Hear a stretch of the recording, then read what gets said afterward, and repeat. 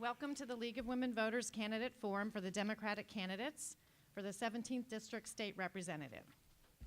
Today's events are organized by the League of Women Voters of Evanston, Glenview-Glencoe, Wilmette, and Winnetka-Northfield-Kenilworth.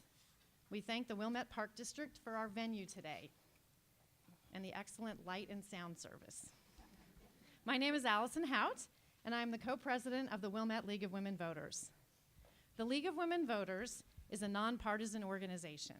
The League does not endorse candidates or parties. Our mission is to ensure that all eligible voters have the opportunity and the information to exercise their right to vote. Civil public discourse is an integral part of our political system. Public discussion strengthens our democratic process, and so we thank the candidates and the audience for participating today. The format and rules for this forum were previously agreed to by the candidates, have been posted outside this room, and are available in the program. A reminder that there is no photography, audio, or video recording in this room. Thank you. Our moderator today is Kathy Tate Bradish. Kathy is a member of the League of Women Voters of Evanston since the 1980s. She is the co-founder and executive director of an international NGO that trains Kenyan farmers to teach health-related education programs to their communities. Kathy does not live in the 17th District. Thank you, Kathy. Good morning, everybody. We're so glad you're here. The mission of the League of Women Voters is primarily to promote an active and informed electorate, which we can't do if people don't come to our stuff. So thank you so much. We're really, really pleased to see you here. As my colleague has already told you, candidates have agreed on the rules. A most important one, and believe me when I tell you, when I first started moderating debates, I used to say, turn off your pagers. Please just take an extra second and check your phone so it doesn't ring during the debate. You'll be mortified and we might be tempted to turn and point at you. No, we won't do that. The candidates have drawn for speaking order. They have 2 minutes for their introduction, 90 seconds to answer each of your questions, and a minute to summarize at the end. There's going to be a little bit of a grid thing going on, so everybody gets first bite at the apple, last bite at the apple, etc. The timekeepers, who are down in front, the timekeepers are going to raise the paddle at 15 seconds and again at stop. And we'd like the candidates to wrap up the clause that they're in, not a deep breath, not an independent clause following the clause, because we have a short amount of time for candidates. 90 seconds is a generous, doesn't seem like it when you're trying to talk about policy, but as generous an amount of time as we could allot and still get a number of your questions done. So let me talk to you about the questions. I think you heard about it outside, but in case you've snuck in since we started, there are little index cards. If you would like one in order to attempt to have your question asked during this forum, raise your hand and someone will bring you the card and a pencil. If you have written a question, raise your hand with your card. Someone will grab it from you, take it to the back. If everybody would just turn around for a quick second and stare at our card sorters in the back. Our sorters are experienced league members who are going to be looking for certain things, and which I hope that you'll put if you ask your question, because otherwise I won't be able to read it out loud. So it has to be appropriate for the level of office. So for example, if the word Afghanistan is in the question for your state legislator, it's just not going to get asked. Ditto, parking meter problems, etc., right? So appropriate level of office has to be legible. They're going to be sorting for duplication. If there are several questions that are similar to each other, they might rewrite it and put it together. No personal attacks and no questions that can only be answered by one person. That's our league forum way. It's one reason that we don't call it a debate, it's a forum. And it needs to be, yeah, as I said, capable of answering by all of the candidates. The questions are going to be brought up to me, and I'll be making some hard decisions. We're not going to get to all of them, we never do. I'd like to also announce to you that our fifth candidate, Mr. Dagher, was not able to be with us today. And with no further ado, we're going to begin with our opening remarks. The candidates each get 2 minutes. They're going in the order which they drew, and then at the end, they will do their summation in the reverse order. So Ms. Luecke will start us off. Thank you very much. Thank you all for being here this morning, and thank you to all of the leagues for co-sponsoring this event. My name is Rita Luecke. I am an attorney. I have been practicing for 30-plus years. I spent the first years of my practice representing claimants in federal civil rights litigation and defending First Amendment rights of people who were not being able to assert their rights. Can people hear? I just want to be sure. Okay. After that, I changed the focus of my practice to represent claimants before the Social Security Administration and worked on behalf of individuals who had been denied benefits to try to get them the benefits to which they were entitled. I have lived in this community for 30 years.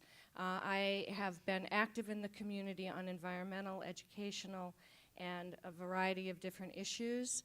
I first became active in the schools when my daughters attended Walker and Chute elementary schools in District 65. And through that activism, I got involved and ran for the school board.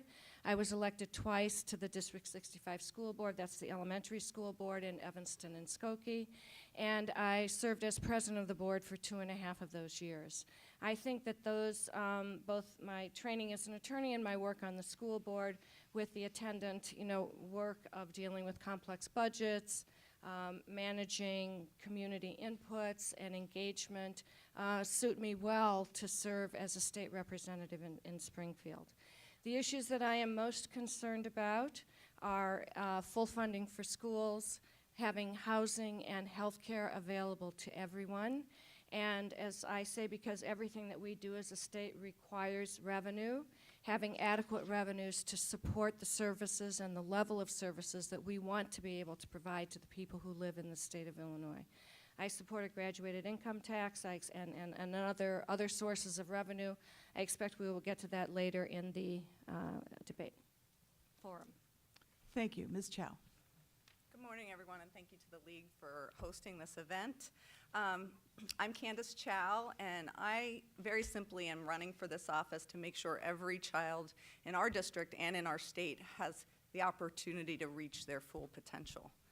At about the age of 17, I was facing down some very sizable leaders of the factory where my mom worked in rural Pennsylvania. She was in jeopardy of losing her disability benefits and her meager pension because she had a work-related injury. And that's when I became an advocate. I became an advocate for my mom, and I became an advocate for other women struggling like her. My mom raised me in a trailer park in Pennsylvania, and we struggled mightily to make ends meet. But from the very beginning, public education and services were going to make the difference in our life, and they did for me. My mom wasn't able to graduate college, or graduate high school, actually. But it was really important to her that I get a good education. And so I was able to go on to get my undergraduate, start working in DC to advocate for women and girls in many of the areas that I saw my mom being discriminated against, and then ultimately come out here 22 years ago to receive my MBA from the Kellogg Graduate School of Management at Northwestern. So education and the ability of education to lead to economic and social mobility has been the cornerstone of my personal life and those things that I want to advocate for. Last year, as I'm currently serving on my second term at District 65 School Board, last year we faced the most significant financial crisis the district had faced in 30 years, and I led the district to cut costs where we could and then ultimately go to the community for support, which resulted in 80% approval of an operating referendum to save our schools. We took responsibility locally to protect our kids, and I think that is the skill that's needed in Illinois. I can bring leadership skills, tested leadership skills, as well as financial management, along with the real experience of what good government can and should do. Thank you. Thank you. Ms. Eidenberg. Hi, team. Thanks for coming out to Wilmette. I live up the street from here. I'm Alexandra Eidenberg, and I grew up in a family of hard workers. My dad owns a construction company, and my mom is a teacher. I remember her being up late at night writing lesson plans, and it's that work ethic that I've been raised on, a work ethic that I was always taught could make anything possible. And so I have spent years working hard in our community. I had a corporate job where I thought that my hard work ethic was going to make big things possible, but I quickly found out that I was making that company millions of dollars while I was not making a fair wage. And so I left the corporate world, a place where I couldn't make a living wage, and I started a business. That business is here in Skokie, right off the highway at Old Orchard. I own an insurance practice with two amazing people that are here today. Thanks for coming out. We own The Insurance People, a place where I specialize in health insurance. And for me, I want to take my hard work ethic and be a fighter for all of us. As I've been in the process of, coordinating my campaign, I spend a lot of time going door to door, and I found myself going door to door right here in Wilmette. And it was a really rainy day, and I know that as we meet people, often they invite us into their homes. And at this particular time, as I was going door to door, it really started raining hard. And I went inside a home, and my glasses fogged up. And by the time I was able to wipe them off, I looked up at the wall, and there were swastikas in that home. And it was terrifying. For me, I want to fight that darkness I think that Trump made very possible here in our country and in our state. And I want to focus on three things. I want to focus on healthcare, which is something I have a strong background in, and I want to make healthcare affordable again. I want to focus on gun violence prevention, and I'm really proud of Illinois for the bills we were able to pass this past week. And I also want to focus on education, and especially education for children with special needs. And I'm looking forward to being your fighter. Thank you so much. Thank you. Ms. Gong-Gershowitz. Good morning, everyone. My name is Jennifer Gong-Gershowitz, and I'm thrilled to be here with the League of Women Voters. Like most women, I wear many hats. I'm the mother of 3 boys. I'm a community volunteer and activist, and I'm an attorney with over 20 years of experience specializing in human rights, domestic violence, and immigration cases. I've had the privilege in my life of having the opportunity to do work that matters to me.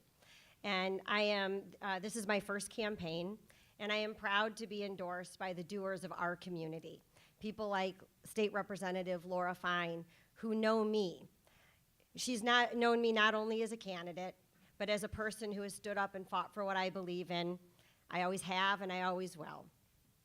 I have fought to protect victims of child sex trafficking and forced marriage. I pioneered the use of guardians ad litem in immigration court. I was the first American lawyer to earn a master's degree in international human rights law from Northwestern Law School, and I've published on gendered war crimes. And I stood up and built the immigration practice at a local nonprofit legal aid clinic called the Highland Park Highwood Legal Aid Clinic in response to my outrage over Trump. I do believe that we're at a crossroads, and how we go about solving our problems will define who we are. I am the granddaughter of Chinese immigrants who faced discrimination and deportation, and who still had the audacity to believe that anything was possible. My Jewish faith has taught me that we all share a responsibility to one another on this earth. I am running for state representative to fight for the same values that have been the cornerstone of my life and my career, and that's why I'm proud to have the support of organizations that share my values, like Equality Illinois, Personal PAC, the Gun Violence Prevention PAC, our own state representative Laura Fine, Congressman Brad Schneider, and others who have gotten to know me as a person, know my work, know that I'll fight for our community's values, and I hope to earn your trust and your vote. Thank you. Ms. Chow will take the first question first. The candidates will each have 90 seconds. As this is a Democratic primary, there are probably going to be a few questions where the answers will be similar, and the candidates have already been encouraged that they don't need to use all 90 seconds if they don't have something new to say.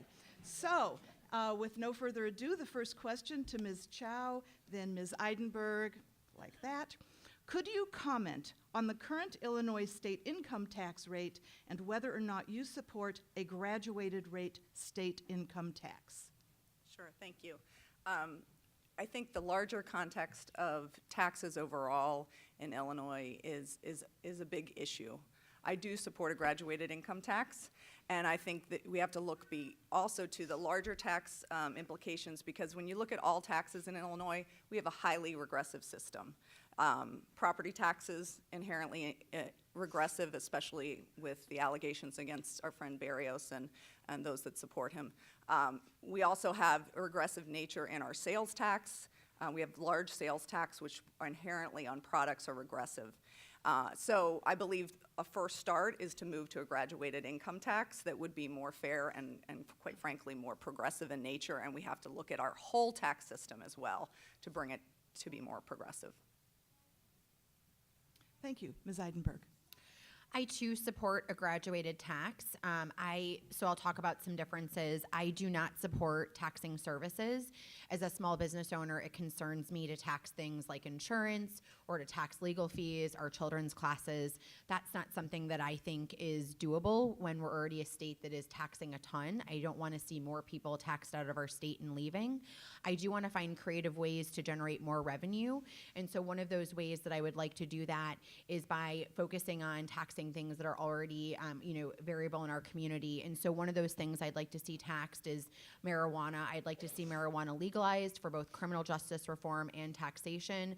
We can gain about $1 billion in tax from that.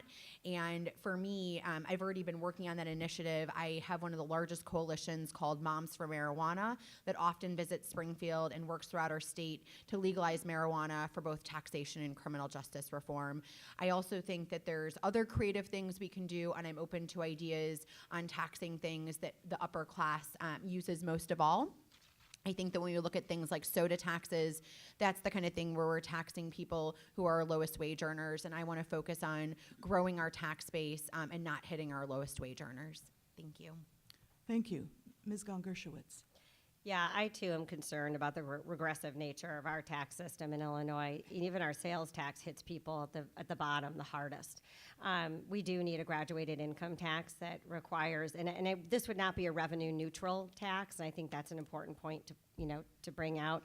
I would support a graduated income tax that would ask those at the very top to pay their fair share, so that we can fund services in our state, so that we can do what is under the Illinois Constitution, the state's responsibility to be the primary source of revenue, funding rather, for our public schools, which is the largest driver of our property taxes.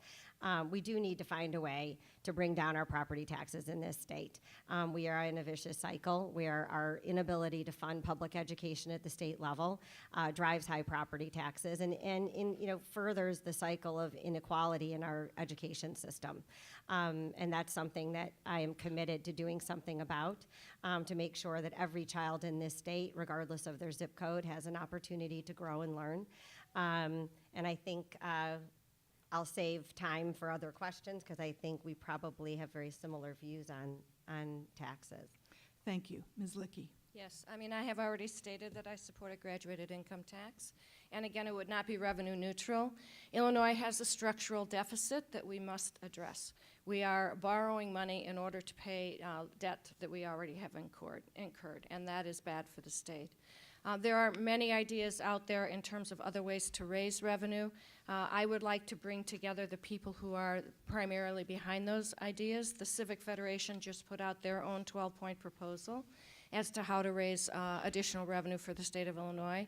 And the Center for Tax and Budget Accountability has also put together their proposals. My thinking is that we need to bring everyone to the table that has ideas on how we can address the overall revenue situation within Illinois, and to do it in a way that does not continue to overburden the lower and middle income families in our state. Thank you. Ms. Eidenberg will take the next question first. Would you vote for or against passing the Equal Rights Amendment? Why do you hold that position? ERA now.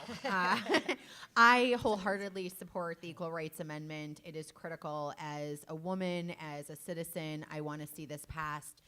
We need 2 more states to ratify. I've been working on this diligently for years. My organization, We Will, has a large coalition supporting the Equal Rights Amendment. I've worked side by side with our legislators on this in Illinois just this past veto session, there was an opportunity here in Illinois to pass this legislation, and I will continue fighting until we do. Women and men alike deserve to have this bill passed, and I'm ready to work across the aisle with Republicans who feel that this is a pro-life bill and really talk about what's going on here and that this is a bill about gender equality, and I support gender equality. And so ERA now, let's do this, team. Thank you. Ms. Gong-Gershowitz. Yeah, I actually have my my ERA Equal Rights Amendment pin on today. This is an exciting time, I think. I'm hoping it's our time. I grew up with League of Women Voters meetings in my home. My mom was an active member of the League, and she and I spent time marching around the Daly Center in the 1970s, fighting to pass the Equal Rights Amendment then. And I'm hoping that this time around is going to be a different outcome. I'm a child of the 80s, and my mom, who was, in the vanguard of the women's rights movement in the 1960s, used to always warn me that I should never take for granted that the forces that opposed the Equal Rights Amendment back in the 1970s had gone away. And frankly, when I was growing up, I think I did take it for granted. I never thought that we would be at a point now where we would have someone like Donald Trump as our president, and we would be, fighting, and relitigating these same issues. When I was in Washington last year for the Women's March, I saw signs, "I can't believe we're still marching for this blankety blank." So hopefully, this time around, it's our time, because gender equality is about just ensuring just that, equal opportunity for everyone. So let's get it done. Thank you. Ms. Luecke. Yes, of course, I support passage of the Equal Rights Amendment, and I will do whatever I can to help make that happen in Springfield. Thank you. Ms. Chow.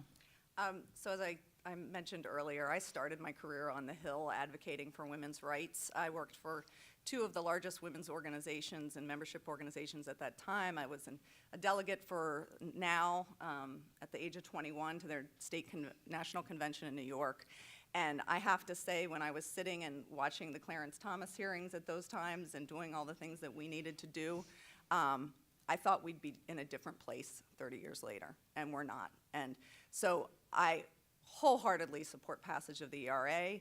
I think we also have to look internally at our state leadership, because the culture of government has not changed as much as it needs to change. And right now, under the allegations of sexual harassment, which our speaker in Springfield has not adequately dealt with, I call for change there too. And so I think these are all interrelated. All these issues of power, control, and influence are interrelated. It was the same thing 30 years ago with Clarence Thomas and Anita Hill, and it's the same thing now. And it's quite appalling that it is still the same thing. That's what kind of pushed me out of government work then, and it's bringing me back now. I'm much more capable and willing to be able to stand up to it and change it. Thanks. Thank you. Yeah. So Ms. Gong-Gershowitz is going to take this next question first. And just to let people not follow the same person all the time, why don't we start at that end and come this way, okay? Sure. So, and I'll try to keep it straight on my little chart here. I usually get corrected at least once. So here we go. Ms. Gong-Gershowitz, how do you propose funding transportation infrastructure in a future of declining federal revenue and municipal capacity? Yeah, thank you. I was really disappointed to see that the Trump administration's infrastructure bill was basically to punt it to the states. And the answer to that is the same answer that we have, frankly, with respect to the budget in Illinois. It's a function of priorities, but I do think that if we invest in infrastructure and in more particularly clean energy, we need to do more to invest in technologies and in infrastructure improvements that will fuel jobs in this state. It can be an economic driver, and we can do so in a way if we invest in rail, if we invest in clean sources of improving our infrastructure, clean energy jobs. We will not only provide jobs for people in the state of Illinois, improve our air and our water, but make our economy modern for the next generation. This is going to require doing what we need to do to pass a constitutional amendment to get us out from under a flat tax, and work on the revenue issue so that we can invest in clean energy jobs, that we can invest in our schools, and so that we can look forward and not backward. Yeah, thank you. Thank you. So Ms. Eidenberg will take it next, and we're doing this reverse order in some league forums. This is be like the most exciting thing that happens. So let's see, you're not just having to follow the same person. So I think, when Trump and his administration rolls back on funding that we rely on the state level, this is the bigger issue. And as it pertains to infrastructure and transportation, that's a big job creator for us here in Illinois. And so we're not just rolling back on funds that allow for transportation, we're rolling back on jobs. And we have to focus on job creation. Unfortunate for our state, and we did go through an over 2.5-year budget impasse. We don't have the funds for if things are rolled back on the federal level to handle this. We also watched recently Trump roll back on CHIP, which is the Children's Healthcare Program. It seems to be a continual theme on the federal level, and it's extremely alarming for our state because we do not have the funds to afford this. And when we don't have the funds, we, again, are a mass exodus state, which is something that I want to work on. We do need to move to a graduated tax, and we need to make sure that we have the revenue to afford the problem that Trump and his administration is causing for our state. One of the biggest ways I think we can handle this problem is by electing a new governor. We need to get out the vote, and we need to make sure that we have a strong gubernatorial candidate in order to stand up to Trump, and I'm excited for this go-around to see what we can do and what's possible for Illinois. Ronner has been extremely disappointing, and it's been very clear that he doesn't care about everyday people and has no problem hanging a budget over our heads and letting people hang in the balances. And that's exactly the kind of thing I want to fight against, and I'm looking forward to being that voice for all of us. Thank you. Ms. Chow. Yes. So a huge cornerstone of my campaign and my work is around economic development and workforce readiness, because I see the impact it has in not only creating living wage jobs, but thriving family jobs, which in rebuilding the middle class. Infrastructure jobs are part of that and are critical. So the big question is, how do you set your priorities and how do you fund it? Others have spoke to the graduated income tax, and I just want to take an opportunity to talk about both some revenue and expense areas that I would look to. I do think we need to look at a services tax upon luxury services. We're one of only 3 states that doesn't tax services. In the last 20 years, our sales tax has remained stagnant, accounting for inflation, because growth in the economy is around services. Things like the opera, things like boat docking. There are lots of services that would impact and would be more progressive in nature. I think we have to look at that. I do support legalization of marijuana. I've always supported decriminalization. I had some concerns about legalization as a tax panacea, and my concerns today are that when we open up that opportunity as a market, because it is a market opportunity, that we make sure those who have been marginalized by offenses are also can take part in that market, and we use it as a market opportunity. And lastly, I think there are opportunities to bring efficiencies in our government. We have had mismanagement of monies over the last 30 years. And as a 20-year consultant who's done that for companies, organizations, I think I'm most equipped to be able to look closely at where we can get efficiencies for our government. Thank you. Ms. Luecke. Yes, so budgets are value documents. They're value-based documents. And every single one of us in this room has benefited from the investment in infrastructure that was done before now. And we continue to benefit from that. We have to, as we build the budget, it is the governor's responsibility, so I agree that we need to elect a Democratic governor. But we have to use the budget to determine our priorities, and certainly rebuilding our infrastructure is critical to that, and particularly our transportation infrastructure. It's not only critical for the ability of people to get to and from, it's critical to the environment, because we need to do things like building the high-speed train and to make sure that we have housing and affordable housing along transportation routes so that people have the ability to get to and from their jobs. So we have to find ways to do this, whether it's through bonding or through additional taxes, I think is open to discussion. But it is important for us to rebuild the transportation infrastructure. The situation that we have with Metra is appalling. And I just would stop there, so. Thank you. So now that we're back to our usual order, we're putting Ms. Luecke on the spot first and going back to our regular order. Okay. So here's our question. If elected and Speaker Madigan is still in the House, will you support him for another term as Speaker? So let me just start by saying that I support term limits for leaders. And the Senate this session passed a rule that establishes term limits for leaders within the Senate. And I would support such a change in the rules for the House as well. If Speaker Madigan is still there, which I fully expect that he will be, whether I will vote for him or not depends on whether there is a viable alternative to Speaker Madigan. And the reason I say that is all of us have to work together. Let me just say, I think that the most important thing that we can do to sort of address the power that he has consolidated is to build a progressive base of independent Democrats within the State House. That is why I am running. I believe that I am part of that that I would be part of that independent base. I would like to build a coalition of independent legislators who can and will become a force to be contended with. I don't think we're going to vote Speaker Madigan out in the next term, nor is that specifically my goal. But I do think that we can start to build the kind of coalition that is necessary within the legislature to advance the interests of progressives. Thank you. Ms. Chow. Yes, I have to say, I did not get into this race to fight the political machine in Springfield. That was not my intent. My intent was to focus on us doing what's right for children and families. And what I've learned is one has to happen before the other can happen. So I definitely feel that the Speaker has accrued too much power and influence.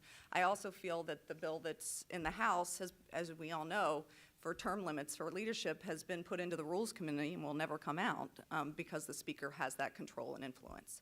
So I would vote for a viable alternative as Speaker, and I am hopeful that there will be one. I also, really think that we have to change the way we do things. We cannot have business as usual in this state. We have to change the way we do things, and that does start with the leadership because the leadership sets the tone and culture for the entire organization, any organization. Lastly, to your point about independent Democrats, I too believe we need the most independent, progressive Democrat to represent this district, and I believe I'm that person. The Chicago Tribune has called me a contrarian, I guess, to groupthink, and I think my mom would probably agree with that. And so I will go to Springfield with an independent voice and also the track record of being able to collaborate and bring parties together toward common goals, as I've done locally here in Evanston and Skokie. Thank you. Thank you. Ms. Eidenberg. I too support leadership term limits. I think that the biggest issue going on here in Illinois is that Speaker Madigan not only controls the House, but he also controls the Democratic Party, which means he's controlling democracy, and that's a huge problem, and it's something that I do not support. Your question of will I vote for him, I think the bigger issue is that we need another Democrat to run, and I'm very hopeful that that will happen in 2019. In 2019, we're going to have 30 new legislators in the House, and I think this is a really large opportunity to turn the tide. I'm also hopeful that we're going to have a governor who's ready to stand up as well, and I think that together we can really create a difference. I've heard of several coalitions that are currently getting built to have someone else run against Speaker Madigan, and I think it's gonna take time. But I know that with 30 new people, as long as those actually are independent Democrats and they're not beholden to Madigan, that's where we can actually make this difference. And I'm really looking forward to 2019 and big things for Illinois in general. And I'm hopeful that I can vote for somebody else because it's time. And I think we all know that Illinois cannot move forward with the same leadership time and time again. We need to change things up and we need to move forward. Thank you. Thank you. Ms. Gong-Gershowitz. Yeah, thanks for the question. I agree that, and I would support term limits for leadership. I think there has been much made in this Democratic primary by my opponents about the fact that I have the support of the Democratic Party and they don't. And so I'm happy to talk about that. First and foremost, I know who I am. I know why I got into this race. And anyone that thinks that I don't know my own mind doesn't know me. The fact of the matter is that I didn't then, when I started out, and I don't now, have the ability to self-fund my campaign. But I don't think that should preclude any one of us, including me, from seeking support of the Democratic Party in order to run. And that's exactly what I did. I'm a Democrat, and every person here sought the support of the Democratic Party at the beginning of this election. And so what I think is important to note is that I am someone who has always stood up and fought for what I believed in. These kinds of attacks were used against Laura Fine or by her Republican opponents every time that she runs, and are used by Republicans throughout the state, regardless of who that individual is. And I'm hoping that we can focus on me, the substance of what I bring to this, and I can promise that the only people I'm going to represent in Springfield are the people in this room and the people in our community. Thank you. Ms. Chow takes the next question first. Will you work to expand gun regulations in Illinois? If so, what specific regulations would you support? Thank you. Most definitely would work to expand gun regulations, and I actually have been active on gun reform and gun control since concealed carry was passed in 2011, 2012, I guess it was 2012. In 2013, I was new to the school board, and one of the first changes as policy committee chair we had to make was to basically write into school policy that guns are allowed on school property if in a locked glove compartment. I found that reprehensible and took to calling my members of Congress and on Facebook and social media to draw that out. I continue to fight gun reform. I think there are a number of excellent bills currently in the General Assembly. I would ban, which are going through the General Assembly now, to ban automatic rifles, for universal background checks, for additional, as we just passed this past week, which is awesome, additional requirements on gun sellers, raising the age limit of those who can purchase guns, banning AKA rifles, bump stocks, you name it. Obviously, as a school board member, I feel extremely nervous and concerned that we cannot protect the 8,000 children in my school district. And that's any doors, certainly we don't need to arm our teachers. Any additional doors or infrastructure we provide is only a Band-Aid. We need to cut it at the source. Thank you. Ms. Eidenberg. So real quick, just wanted to say something from the prior question. I don't think that all of us sought the support of the Democratic Party, and I think that's a misnomer. Many of us were told that the Democratic Party was not going to get involved in this race and that they were going to stay out. So that's something that I just want to clarify for people. Additionally, you might have seen my gun violence prevention mailer come out. It's the smaller one. I'm a grassroots person. I have over 500 donors on my campaign. I'm not a Madigan funder or a self-funder, so I don't have the threefold mailers coming out, but I do support gun violence prevention, and I'm excited about what we did this past week here in Illinois. My organization, We Will, which stands for Women Empowering Women in Local Legislation, had about a dozen people in Springfield this past week fighting for common sense measures here. I personally support banning bump stocks, silencers, large capacity magazines, and I do support the gun dealer licensing bill that we are so grateful that passed. I think the bigger question here is Ron are gonna actually sign these bills and pass them, and I'm not sure of it. And right now, I'm pretty sure the NRA is backing him pretty heavily, and it's gonna be very hard for him to sign those into law. And so we have this 60-day waiting period to figure out what's gonna happen. And so so this additional push is necessary. So I encourage you, if you do support gun violence prevention, continue to call your legislators and fight for this. This is not something that can wait for any of us to be in the legislature. We have to do this now for our communities, and I'm looking forward to doing that alongside of you. I think the bigger conversation is about handguns, and that's a tricky conversation. Thank you. Ms. Gong-Gershowitz. Yeah, a lot of this actually passed the Illinois General Assembly this week. Bump stocks are part of that legislation that would be banned, assuming Rauner signs the bill. We've also increased the legal age to buy assault rifles to 21, passed gun dealer licensing, and passed the 72-hour cooling off period for buying assault weapons. So, but that doesn't mean that we're anywhere close to where we need to be. And so, one of the things that passed this week that would have saved my cousin and her 2 children's lives, possibly, is the lethal violence order of protection. This enables family members and law enforcement, others, to petition the courts to remove a gun from somebody they know to be dangerous. And this is key because a lot of our violence comes from people that we know to be violent. Domestic violence victims are often the victims of gun violence. That would have saved my cousin's life, and here's what we need to focus on now is the implementation of these bills. In order for these bills to be effective, we need to have regulations that make it possible for our agencies in this state to actually enforce them. I have experience in domestic violence, and when you get a temporary order of protection, there are often nonprofit agencies in the courts to help women with the legal paperwork they need to get a temporary order of protection. I would support an implementation mechanism to make it possible for family members to use this legislation. That's what will make the difference. Thank you. Ms. Luecke. Thank you.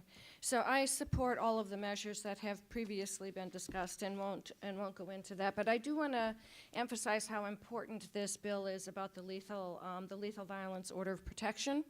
This was first passed in Connecticut after Sandy Hook, and they have been studying the effects of this, and they have seen that it has reduced the numbers of suicides and the numbers of situations where family members are injured by someone who has a gun.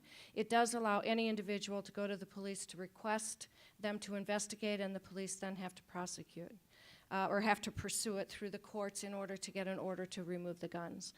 The other thing that I want to say is that the dramatic events that we have with the mass shootings are horrible, but we also suffer from an epidemic of gun violence in our cities.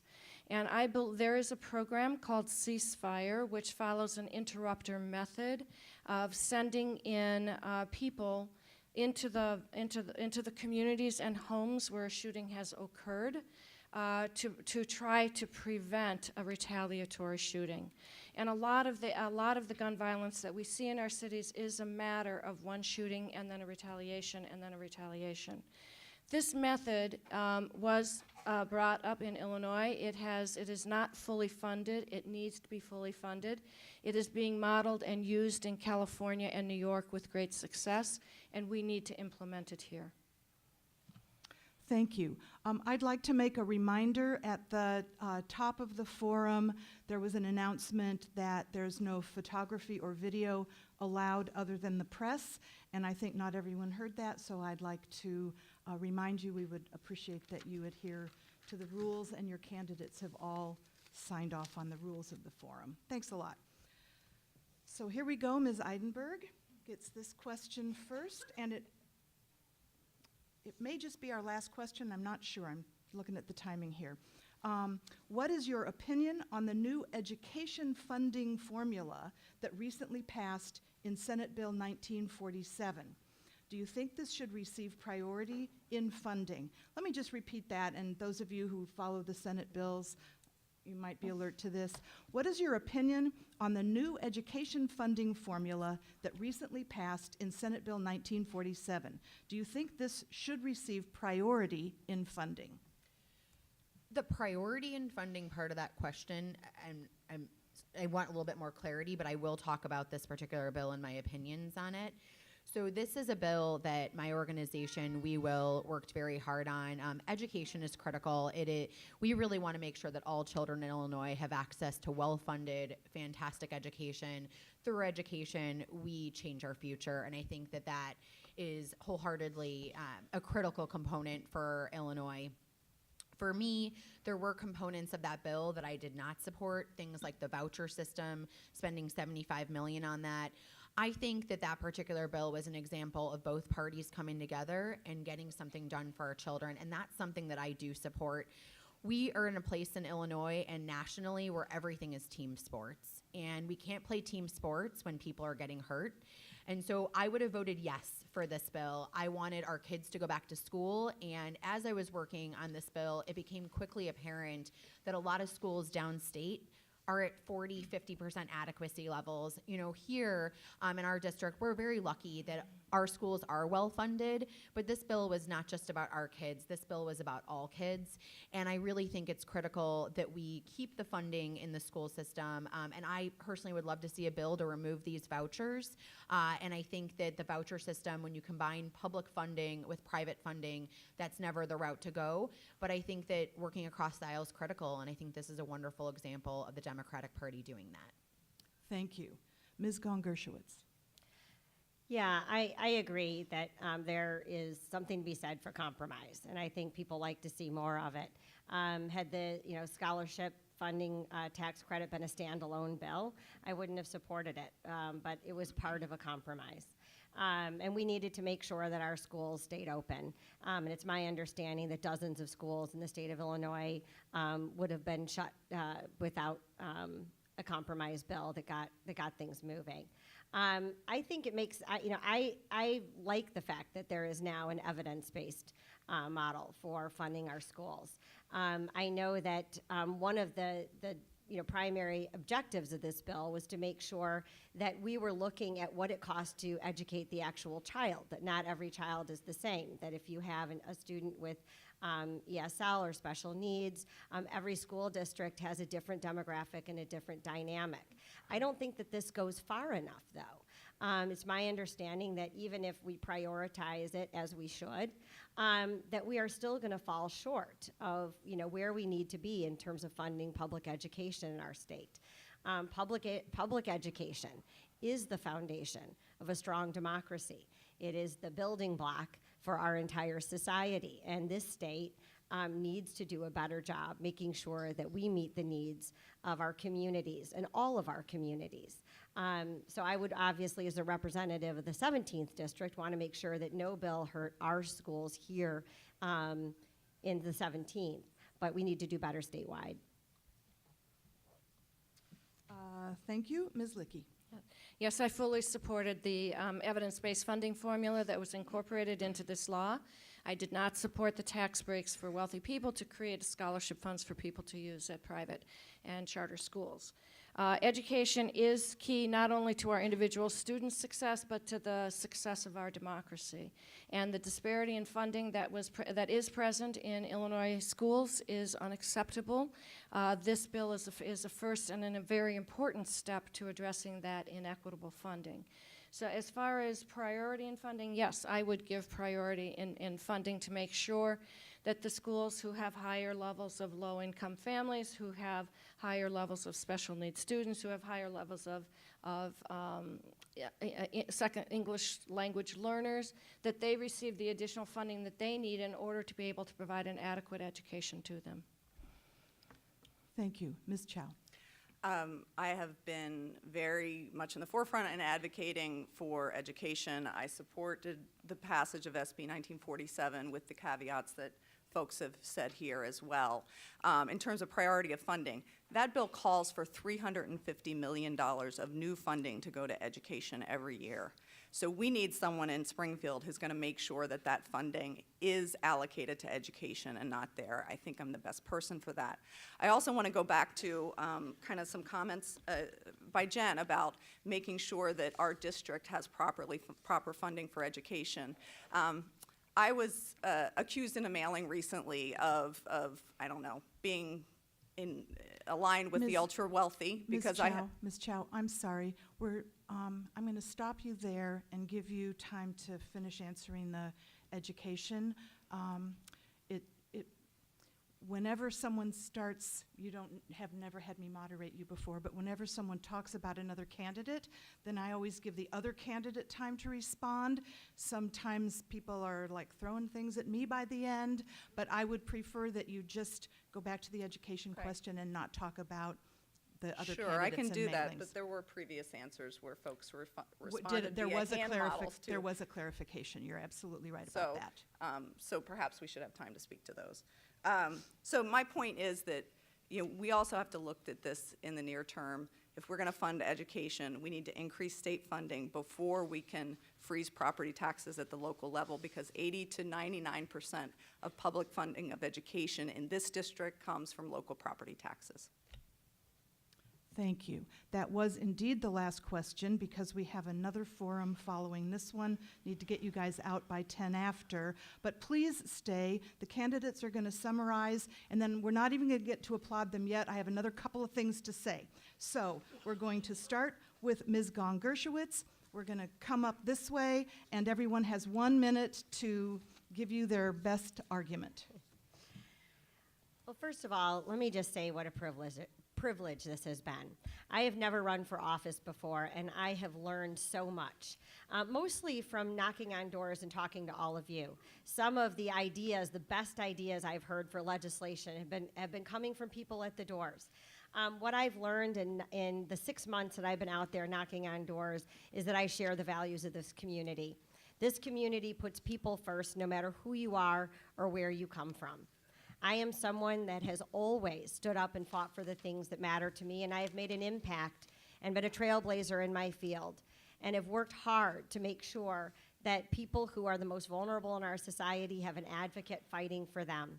I have stood up and done the things in response to extremism that many people have just talked about, and I would be very, very proud to fight for you in Springfield to make sure that our community is heard.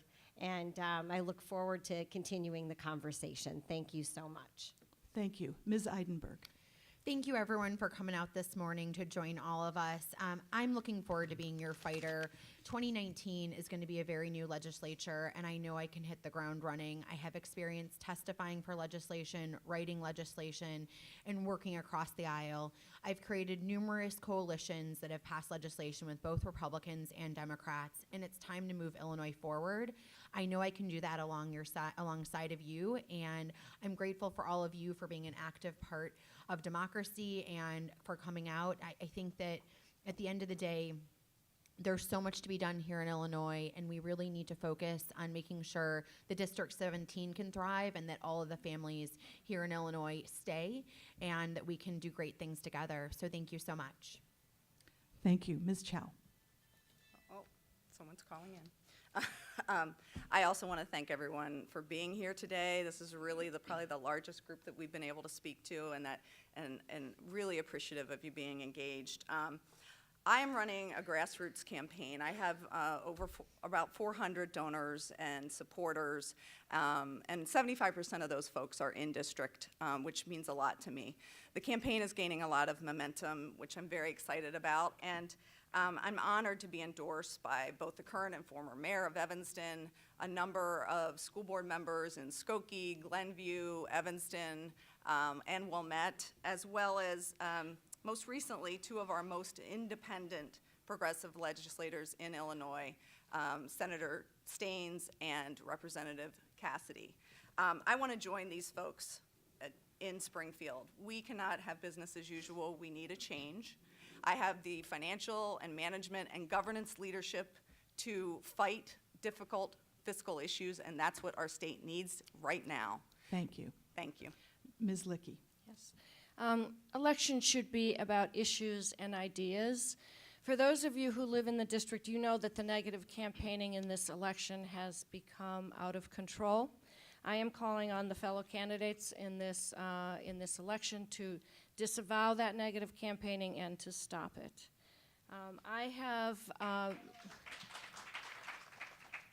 As I said, I have lived in this community for 30 years. I have always been an independent Democrat. going back to my work on Harold Washington's campaign when he was running for mayor. I am endorsed by the Chicago Sun-Times, by the Illinois Education Association, and by IVI-IPO, along with many other progressive groups, grassroots groups who support independent candidates, including Reclaim Chicago, the People's Lobby, National Nurses United, and who else? I have to think for a minute. But also, in terms of legislators, Representative Robin Gable and Will Gazzardi, who have been independent progressive voices in Springfield. I hope you will look to my website, MaryRitaForStateRep.com, and that I will earn your vote. Thank you. Everyone just stay where you are, please.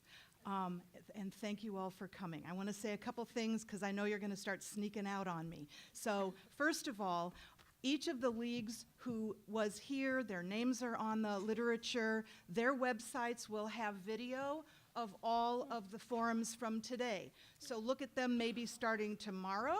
I don't know who their webmasters are, but you'll be able to see all of it. But please tell your friends.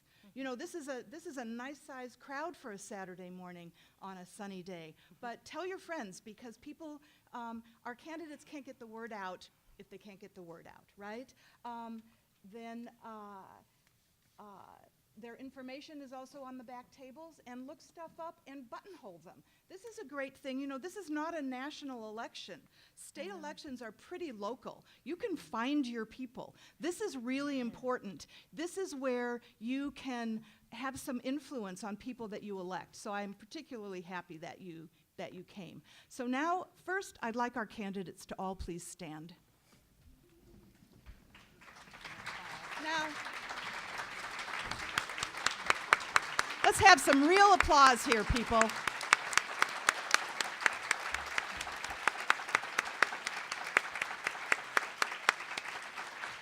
Thank you. I'm so impressed. If you were here at the start, you know that I don't live in this district. I haven't been following this race. You have such passionate, experienced people here, to a person, who have been working on these issues in various ways. But also, it takes guts these days, folks, to run for public office. It takes a lot of courage, and this is not a nice time in civil society, if I can even use those two words together, if they're just too oxymoronic these days. It's not easy. So these are strong people of great conviction, and I hope that you're proud to see what your community has brought forth. Okay, sit down. Thank you. I'm not done yet. I'd like the audience to stand up. I know it's kind of silly if you can't stand or had a recent hip replacement. I'm thinking of you, some of my fellow League of Women voters. Don't. All right, candidates and league people, please, let's applaud the audience. They came out on a Saturday morning. Yay.